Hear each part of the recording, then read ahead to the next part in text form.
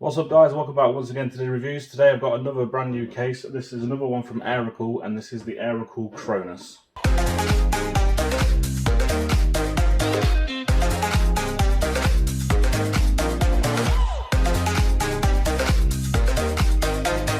Right, so first of all, with all my videos on case reviews, we're going to start off with an overview of the case and show you what makes it tick, what kind of features it has, and obviously how you take it apart and everything like that. And then obviously we'll get it built and we'll do a conclusion at the end and you'll be able to see exactly what it looks like once it's built in. So first off, let's start at the front. First you can see at the front, absolutely crazy design. As standard with a lot of Aerocool cases, looks brilliant, very unique, in keeping with Aerocool's sort of design sort of ideology that they use. They're always doing something that's very, very unique, and again it's great to see another unique design here, so they're not disappointed there. We've got the Thunder X3 logo on here. This is sort of Aerocool's gaming sort of branch, sort of I think it's a Thunder X3 team. I will put that in the description below on the screen probably, so you can have a look at that. We've got a RGB sign right here. We've got all these grills down here, so there should be plenty of airflow, and we've also got an RGB light that runs down the side. Inside of there, we've got sort of a carbon fibre finish here. Right, so the front just pulls off, just fastened by plastic sort of studs on the other side. It is tethered to the case because there's obviously the RGB controls on the RGB lights on the case, so they are connected to the controller in the back. So it is sort of tethered, so you can't pull it away completely, or you might be able to if you want to disconnect some of the cables, but I'm not going to be doing that today. Up front, we don't have a dust filter here, we just have a mesh grille. Sort of honeycomb feature here, and you can get up to 360mm in terms of fans, but only up to 240mm radiator according to Aerocool's specs. I'm not quite sure why that is. I think it might be the clearance inside. Actually looking at it, yes it is. You can't there's not enough room to put a 360 radiator in there because of the clearance on the inside of the case. So that's something maybe Aerocool should have looked at a little bit more. Just my opinion.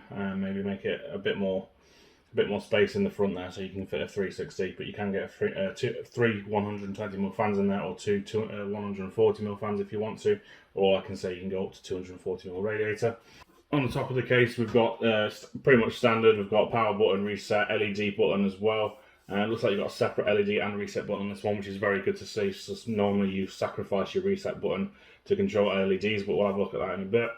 And then we've got two USB-A ports, and we've got a combined audio and sorry, not combined, we've got a separate audio and mic input there, and we've also got a removable magnetic dust filter on top, so that's nice to see.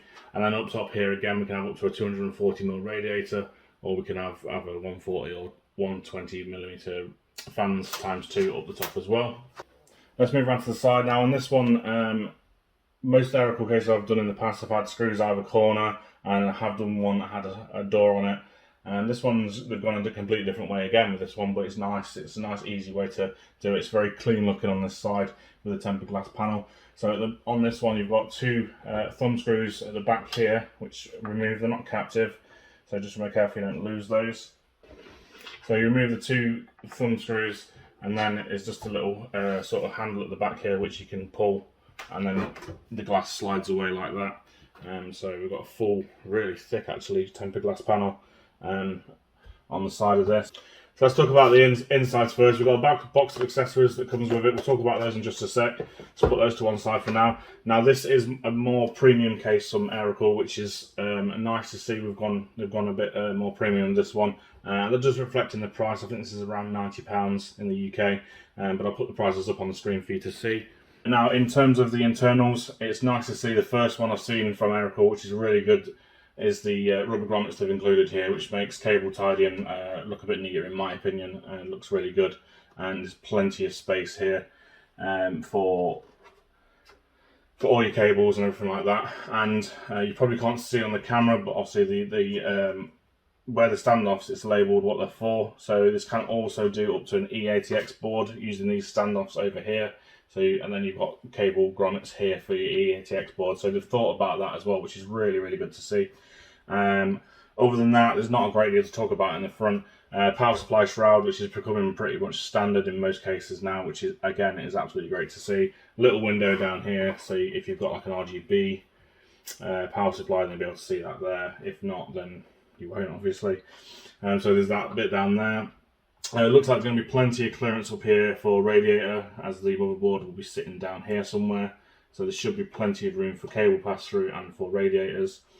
In terms of the back sort of internals, it comes with one 140mm included ARGB fan. It looks very similar to the Duos that I've reviewed before. Probably is a similar design. So I might use a few more Duos in there to match up with that. Obviously only come with the one. It would be nice to see a few more, maybe a few in the front, maybe a few at the top, or something like that, just to give you a bit more features and make it stand out above the rest, to be honest with you. Other than that, in here we've got SSD mountings here, so we can get probably 3 SSDs there, no, maybe 2, sorry, 2 SSDs there, so you can mount 2 SSDs there. Obviously if you've got an ATX board you won't be able to do that, mount on that side, so there's that. And then at the back also, we've got obviously standard PCIe slots. They are still the pop-out ones, we have to bend and snap them off, which personally I think we should be looking at the screwed-in ones at this sort of price range, but that's just my opinion, not that it matters too much. And then also we've got here 3 vertical, so you can get a 3-slot vertical mounted graphics card here, which is something I haven't seen yet in an Aerocool case, so that's good inclusion. Obviously, like I said, this is a bit more of a premium design. So it makes sense to have that. So let's go around to, we'll quickly have a look at the back. There's not a lot to show you, it's pretty much what I've just told you about on the internals. Standard ATX power supply mounting, so that's pretty normal, and the rest of it's very similar to what you're used to seeing. So the back panel, again, 2 thumb screws, undo those, quite tight from the manufacturer, but they are still able to do them with your thumb. So we'll undo that. That just slides away as per usual. Now it's quite interesting around the back here actually. They've definitely stepped it up with the premium case and made it feel a lot more premium. They've thought about a few more things here. So we'll start at the bottom. Power supply intake has a dust filter over it. Probably is removable, but not easily removable. It's kind of ones where you have to bend tabs out of the way to get it out. So there is a dust filter, and you probably can remove that as well. We've got a hard drive sled down here. Looks like you can fit up to 3 hard drives in there, either 3.5 or 2.5 inch, and that is also removable. I tend to remove these a lot because I just use SSDs. And M.2s, so removing that gives you a lot more space for cables. So there is that there as well. You can remove that if you want to fit more cables, but there is quite a good capacity there for cables behind your power supply, so that's good to see. Let's move up a little bit. We've got 2 removable SSD trays here. Again, that's really nice to see. It is looking more premium now. So you've got those there, so you can literally unscrew those. Probably would have been a bit nicer if they were toolless. But other than that, not a problem at all. Just 1 screw for each. They come away, put your SSD in and pop them back on. As I mentioned before, there's the rubber grommets here. Maybe you could install SSDs this side instead of that side if you're using the ATX board. I'm not sure, it might interfere, but maybe that's an option. And then last but not least, we've got a 6-port fan controller, ARGB controller here. Obviously only one's populated at the moment because it's got the 140 in the back, but this is nice and handy if you've got Aerocool fans or fans that take a 6-pin connection, and then you can plug them directly into here. As I say, connected to the LED switch at the front, so there is a separate LED switch to the reset switch, which is very good to see. And obviously all the connections go to the power, which is SATA powered here. And you've also got pass-through here for ARGBs to add extra things on. If you've got LED strips and things like that, then you can add those on there. Like I say, you can put up to 6 fans on that. If you wanted to put more, then obviously you're going to have to get another controller or a bigger controller. But yeah, so there's plenty of room for fans on there. 6 fans would be more than enough in this case, I would say. Put 3 at the front, 1 at the back, 2 at the top. There's your 6 fans straight away done. And obviously, like I say, you can connect LED strips and stuff as well. It's also PWM. It's got control PWM fan header here, so you can cut that and use your motherboard to control it. And there's obviously a pass through to your motherboard. If you want to hand over the control of the ARGB to your motherboard as well, you can do that via that controller. So that's it, guys. That's an overview of the case. It's looking really good. I'm actually really impressed with the way it looks. The design, again, as with a lot of Aerocool stuff, is very unique, which is absolutely brilliant to see. So that's the case there. Like I say, we are going to now take a quick look at the accessories box, because this is actually quite a nice inclusion. The accessory box here. So we'll open this up and have a look what you get.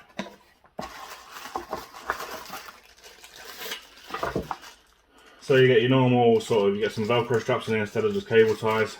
Nice premium touch there. Obviously a bag of screws for standoffs, things like that. And obviously you get a manual in there as well, which will tell you a bit more about the case and what to do in terms of RGB and all that kind of stuff.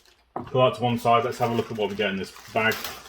This is the nice thing that's been included, which I'm really happy to see. First of all, the slightly not as exciting stuff. They've included 2 of these here, so 2 more cable management channels. So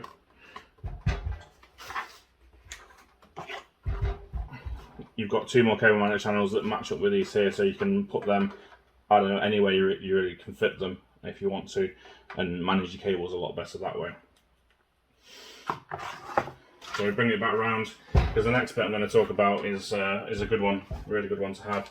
They've actually included a GPU side bracket, which is just 3M adhesive sort of thing, which you can stick down here, and then you can obviously put it to hold your graphics card up. Maybe they could have included an RGB strip on it or something to make it stand out a little bit more, but that's not a big deal at all. So I will use that in the build, so you can actually see how it works. In terms of graphics card support as well, is up to 387mm, I believe. I'll put that up on the screen. And then air CPU cooler up to 180mm. So plenty of room for cooling and for graphics cards. So that's it, guys. Sorry it's been a bit of a long one talking right through this. I just want to cover everything in this case. We're going to get built in it, and then I'm going to show you some B-roll straight away. And then we'll do some testing on it. And we'll show you how it performs, and we'll show you what it looks like, obviously, which is one of the most important. So stick with me, guys, and let's go.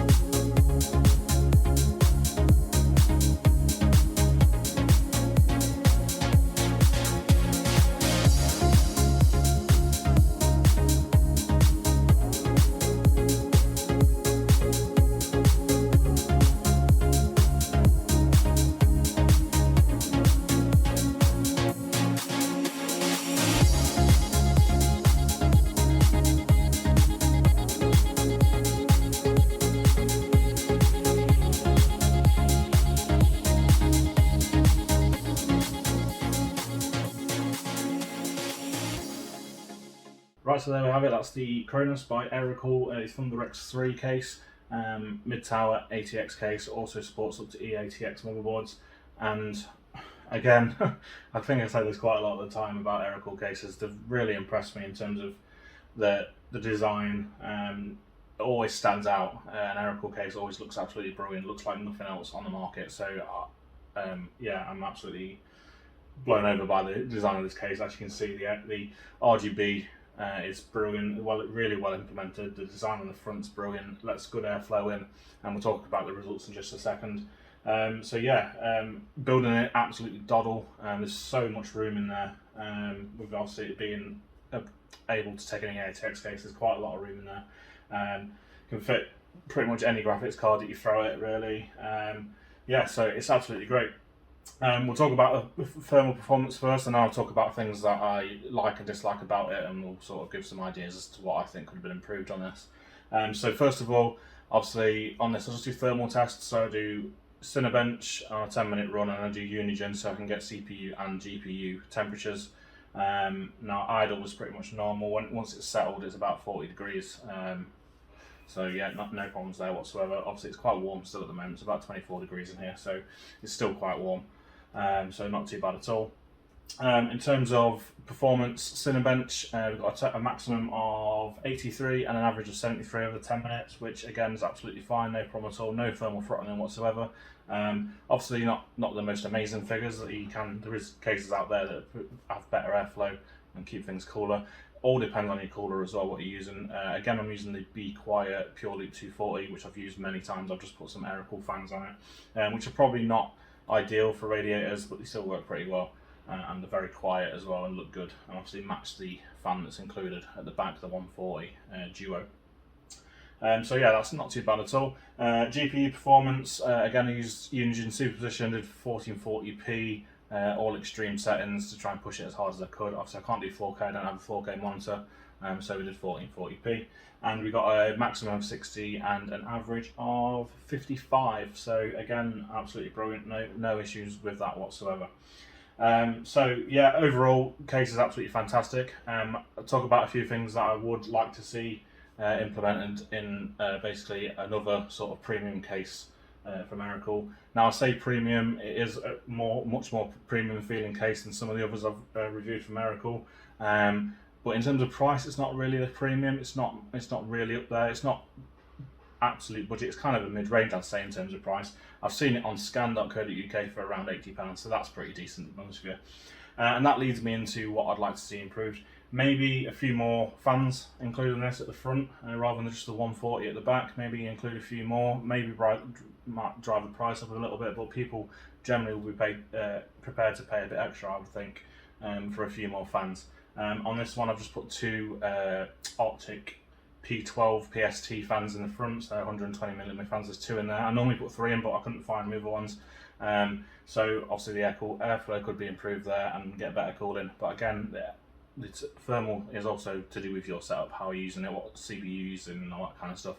I'm using the 5900X clocked at 4.5 GHz all cores, so obviously it's going to generate a lot of heat. Other things I'd like to see improved, the PCIe slots at the back. I'd like to see them where you can unscrew them and put them back in if you need to.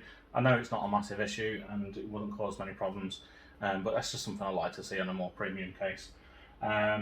With regards to the vertical mounting, I was going to use that, however my PCIe riser card isn't 4.0, so I didn't want to try it and then have to mess around putting it back as it was. I don't think it would have worked properly, so yeah, there's that as well. Other than that, there's not really a lot else to complain about with this, to be honest. Not a lot at all. I absolutely love the front panel on this. I think it looks brilliant. And the airflow is quite good. It's got loads of openings all the way down here to get airflow in, so it does promote good airflow. One thing I think would look absolutely brilliant is if you got rid of this carbon fibre finish here and maybe put some sort of mesh panels there either side. I think that also, as well as looking brilliant, would also improve airflow. But it's not a big deal at all. Like I said, the airflow is pretty decent. Other things, not a massive deal, to be honest with you. There's not a lot of things I can fault. Water cooling, actually you can get up to 240mm fan radiator in either the top or the front of this, or a 120 in the back, or 140 in the back, sorry.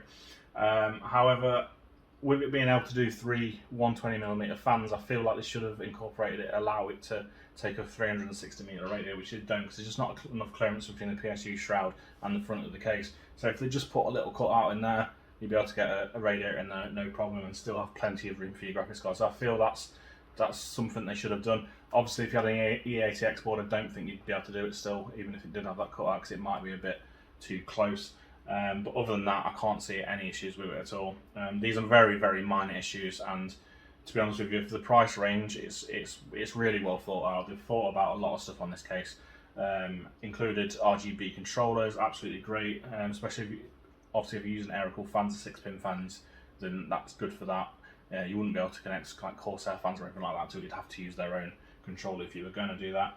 But if you're in the Aerocool sort of ecosystem, then why not use Aerocool fans? They're great fans and are generally a lot cheaper than most of the other brands. So yeah, there's that included there. Last thing, USB-C would be nice to see on a more premium variety of Aerocool cases. It would be nice to see a USB-C port on top there, which this doesn't have. but again, it's not a massive issue at all. The people that be going for this sort of case, I'd say were more like sort of mid-range builders, but obviously it can do high-end components if you want it to. So yeah, I think I've pretty much covered everything I wanted to cover there. The price I did mention before, like I said, £80 on scan.co.uk. I think it's supposed to be RRP about £90, but like I said, I found it in the UK for £80, so I would guess it'd be sort of similar in like the US and things like that in terms of the price. But yeah, so I hope you enjoyed this review. I hope it's give you sort of an insight into this case and to whether you want to buy it or not. I can definitely recommend it. It's a great case. It looks great. There's nothing like it on the market. And the front panel just looks absolutely brilliant. Obviously, it's not to everyone's taste. Some people might hate it, but yeah, I absolutely love it and think it's brilliant. Sorry, one thing I will mention: cable management, absolute doddle. There's routes in there for you to put cables, and there's also some spare ones that you can put in to route more cables, and there's plenty of gaps behind there and plenty of space for SSDs in the back as well. So yeah, absolutely great in terms of that. So like I say, that is everything I wanted to talk about. Sorry for just jumping in with the last few things there. But yeah, I can definitely recommend this case. So if you're interested in buying it, I hope this helps you decide whether you want it or not. And yeah, go ahead if you like the look of it and you like the performance that I've shown here, and then go ahead. So like I say, I hope you enjoyed this video, and hopefully guys, I'll see you in the next video. Thanks for watching.